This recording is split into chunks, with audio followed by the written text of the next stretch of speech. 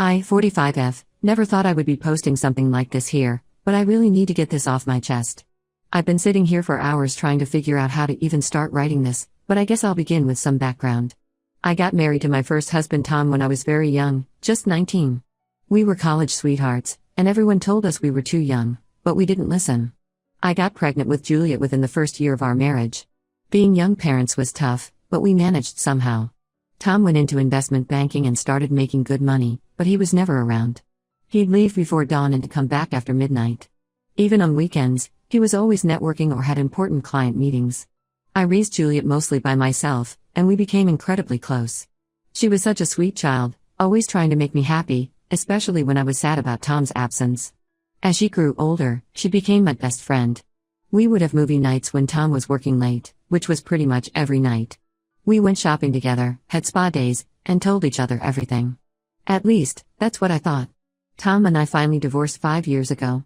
It wasn't dramatic, we had just grown so far apart that we were basically strangers living in the same house. The divorce was amicable, and we split everything fairly. Tom moved to a different city for work, and Juliet stayed with me while finishing college. After the divorce, I threw myself into my career. I had gotten my MBA while still married, but I had never really used it because Tom's income was enough for us. I started working at a corporate consulting firm and worked my way up pretty quickly. That's where I met Keith. Keith was different from Tom in every way. He was attentive, present, and actually wanted to spend time with me.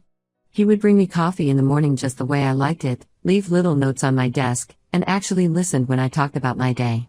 We started dating 3 years ago, and it felt like I was finally getting my second chance at happiness. The best part was how well Keith got along with Juliet. She was 22 when we started dating, and I was worried it might be awkward, but they hit it off immediately. They shared the same taste in music and books, and Keith would often help her with career advice since she was just starting out in marketing. I was so grateful that my daughter and the man I loved got along so well. Looking back now, I realize they got along a little too well. Keith proposed 6 months ago during a weekend trip to the beach. It was perfect, sunset, waves crashing, and a beautiful ring. When we told Juliet, she seemed thrilled. She immediately offered to help with the wedding planning, saying she wanted it to be perfect for me because I deserved it. She even insisted on being my maid of honor, saying she couldn't imagine anyone else standing beside me on my special day. Since I was busy with a big project at work, Juliet and Keith took charge of most of the wedding planning. They would spend hours together picking out flowers, meeting vendors, and arranging everything. I thought it was sweet how much effort they were putting in to make my day special. God, I was so blind. Yesterday, just one day before the wedding, everything fell apart. I was at home, going through my vows one last time when Juliet showed up. She looked terrible, her eyes were red and puffy, and her hands were shaking. At first, I thought she was having second thoughts about her speech or something wedding-related. I wish that had been the case. She sat down on the couch and started crying. I tried to comfort her, but she pulled away. Then she said the words that destroyed everything, "Mom, I'm pregnant. It's Keith's baby." I thought I had misheard her. I asked her to repeat what she'd said, hoping I was having some sort of stress-induced hallucination. But she said it again, and this time she added that she and Keith had been seeing each other for the past 4 months. She said it started innocently, just talking during wedding planning sessions, but then they started meeting for coffee to discuss wedding details, which turned into lunch dates, and then I felt like I couldn't breathe. I called Keith immediately and told him to come home. He must have heard something in my voice because he said he'd be there in 15 minutes. Those 15 minutes were the longest of my life. Juliet sat there crying while I stood by the window, feeling like my whole world was collapsing. When Keith arrived, I expected him to deny everything. Instead, he walked in, took one look at Juliet's tear-stained face, and said, "You told her." Just like that, as if we were discussing the weather. I lost it. I started screaming at him, asking him how he could do this to me, how long this had been going on, if he had ever really loved me or if I was just a way to get close to my daughter. He tried to explain, saying he hadn't planned for any of this to happen. He said he had genuinely loved me when he proposed, but spending time with Juliet during the wedding planning made him realize he had feelings for her too. He said they had tried to fight their feelings, but they couldn't help falling in love. I threw them both out of my house. I couldn't stand to look at either of them. I called my best friend Sarah, who came over immediately. She helped me send messages to all the wedding guests explaining that the wedding was cancelled. I couldn't bring myself to tell them why, I was too ashamed. Later that evening, Juliet came back. She tried to explain that she never meant to hurt me, that she and Keith had real feelings for each other, and that the pregnancy wasn't planned. She said they had used protection, but these things happen. She actually had the nerve to ask for my blessing, saying she didn't want to lose her mother over this. I told her she should have thought about that before sleeping with my fiancé. I reminded her of all the times she had sat with me, planning my wedding, knowing she was sleeping with the groom. I asked her how she could look me in the eye every day knowing what she was doing. She just cried and said she was sorry, but that she couldn't help who she fell in love with. Keith came by today while I was at work and moved all his things out. He left his key and a letter. I haven't read it, I just threw it in the fireplace along with all our photos. Sarah is staying with me, helping me deal with all the wedding cancellation arrangements. The venue wants their full payment since it's such short notice, and the caterers are only willing to refund half the amount.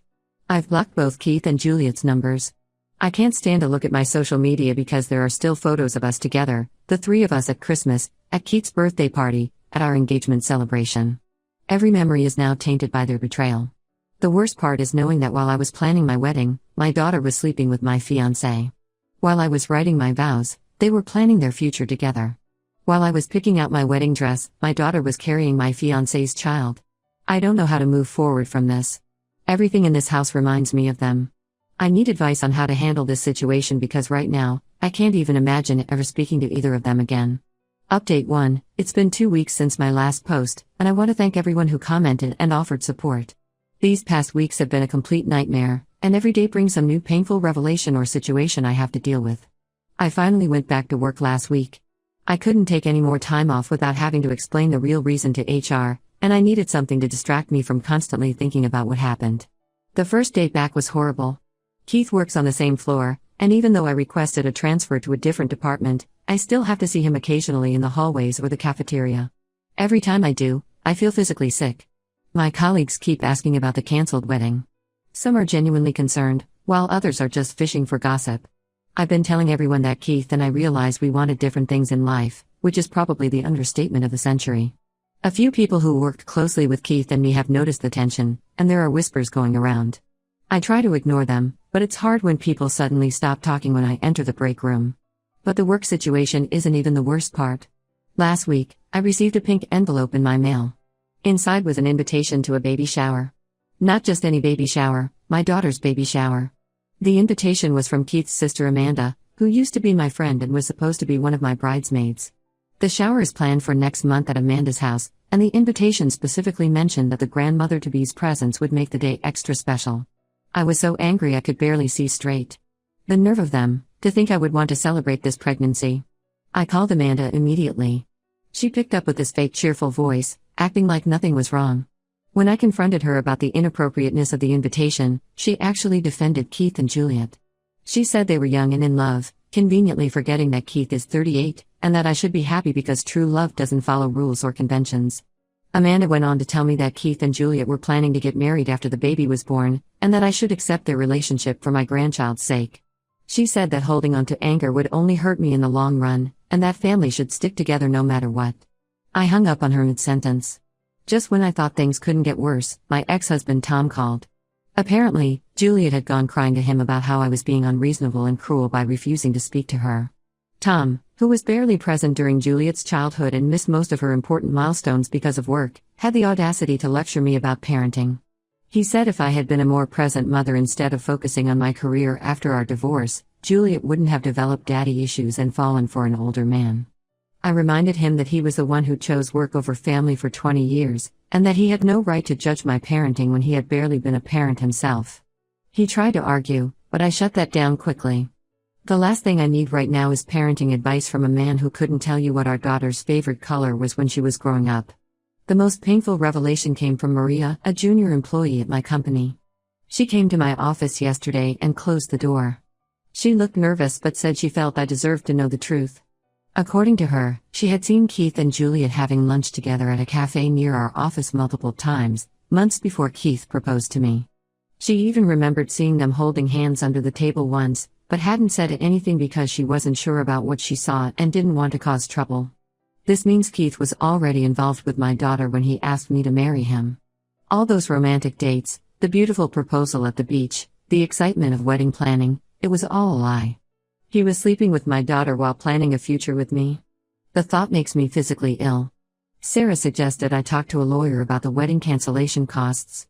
The venue alone is refusing to refund a $15,000 deposit, and the caterers are only willing to return half of what I paid. Keith sent me a check for half the total cost last week, but I tore it up and mailed the pieces back to him. I don't want his money. I've been selling things to cover the costs, including the engagement ring he gave me. It feels fitting somehow, selling the symbol of his lies to pay for the wedding that never was.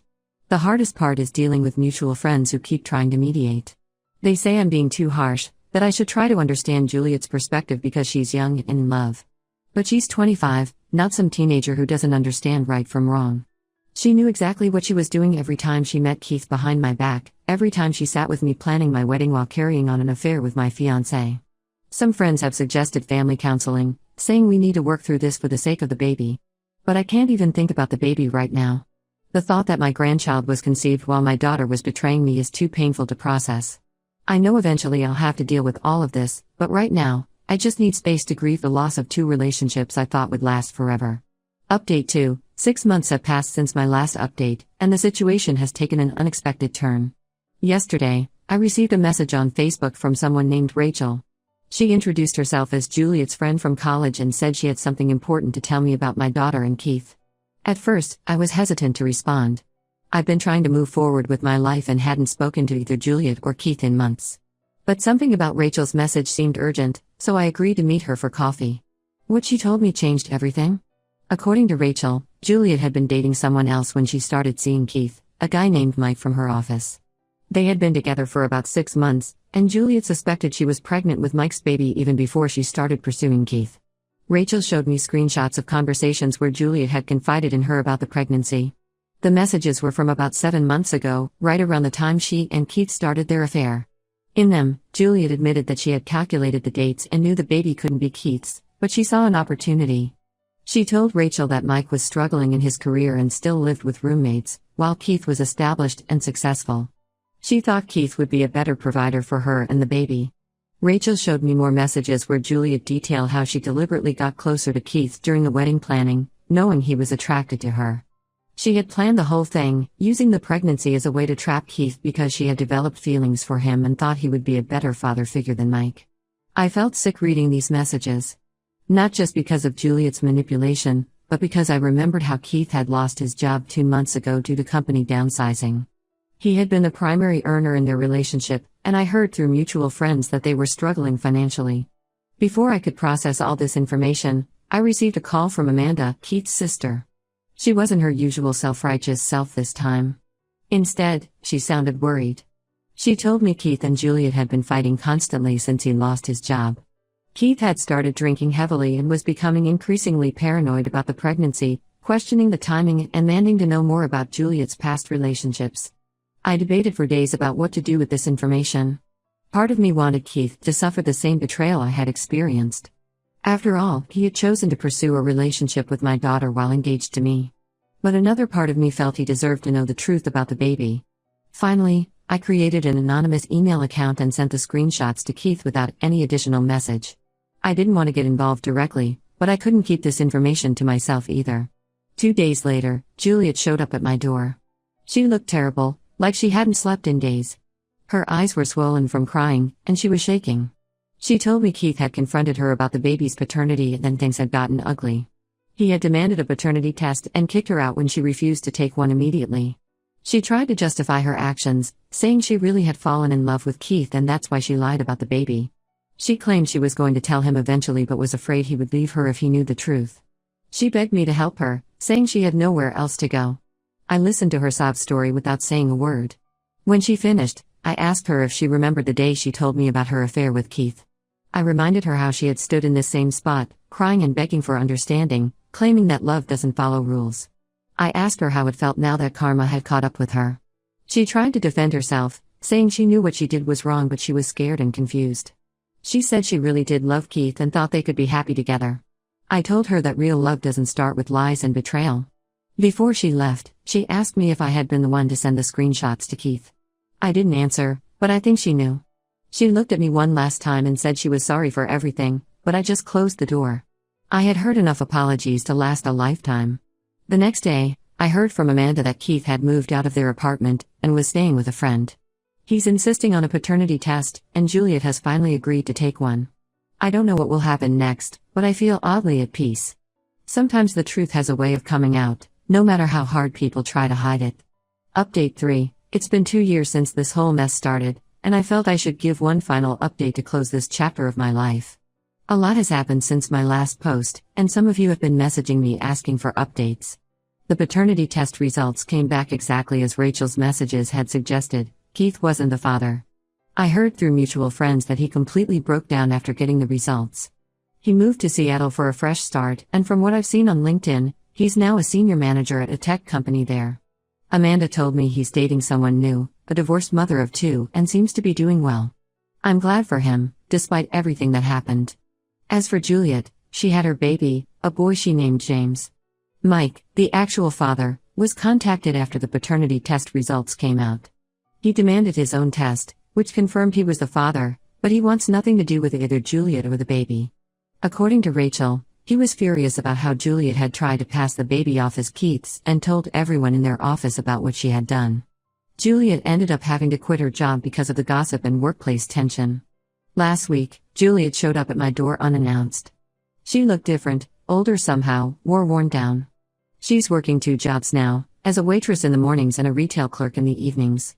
She's struggling to make ends meet and can barely afford daycare for James. Her apartment's lease is ending next month, and she can't afford the rent increase. She broke down crying in my living room, apologizing for everything she had done. She said she realizes now how selfish and immature she had been, how she had thrown away the most important relationship in her life, her relationship with me, for a fantasy that fell apart.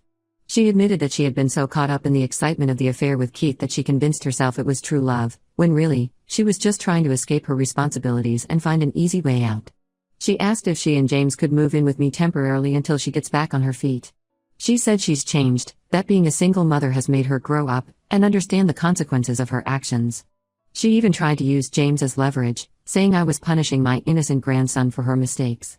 I refused. I told her that while I'm sorry she's struggling, she made her choices 2 years ago when she decided to betray me in the worst possible way.